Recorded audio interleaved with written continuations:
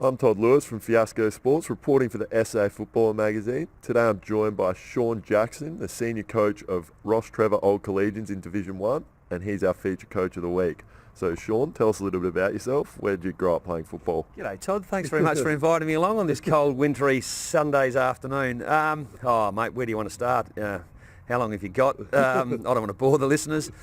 I played SANFL football at Woodville. From there I left and went and played and coached in the country. I spent my first years, cut my teeth at Loxton North in the Riverland, and then I spent some time in the Great Southern League with Goolwa and Strathalbyn.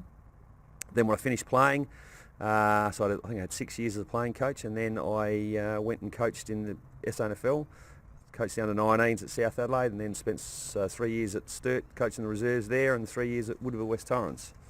And then for the last 12 years I've been getting blown away here at Todd with Fiasco Sports in the amateur league. So I've had some time at Adelaide University, and I spent 7 years at Flinders Park, and now I'm at Rostrevor.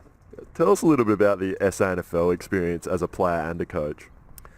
Oh, look, back in the 80s, SANFL footy was, before the advent of Adelaide Crows. It was the main sport, footy in South Australia. Obviously the dynamics or the lay of the land's changed a lot now, and SANFL footy is struggling to compete and stay alive. So it's sad to see the way what's eventuated.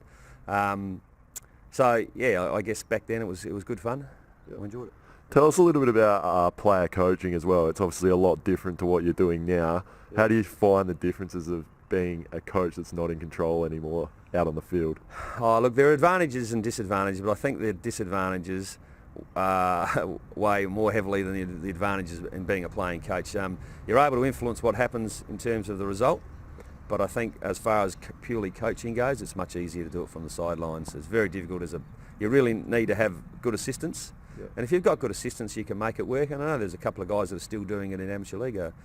Mitch Sandery's still doing it at Tea Tree Gully, which is a good effort. He's been doing it for 3 years. But the secret clearly is to have good assistance. Yep. What are some of your goals as a coach at Rostrevor? There's only one goal. It's only one goal, and that's to win the premiership. Yeah. That's it. That's why we're all in the game. We want to be successful, and success is judged by winning the premiership, I guess. Yeah, and you obviously think you've got the side to do that this year? Yeah, as I said before in the previous interview, it's a very even competition. PAC have clearly got, as I said, the best list, but I think anything can happen. I think Tea Tree Gully had the best side in Division 1 last year and got some really bad injuries coming into the finals and fell away.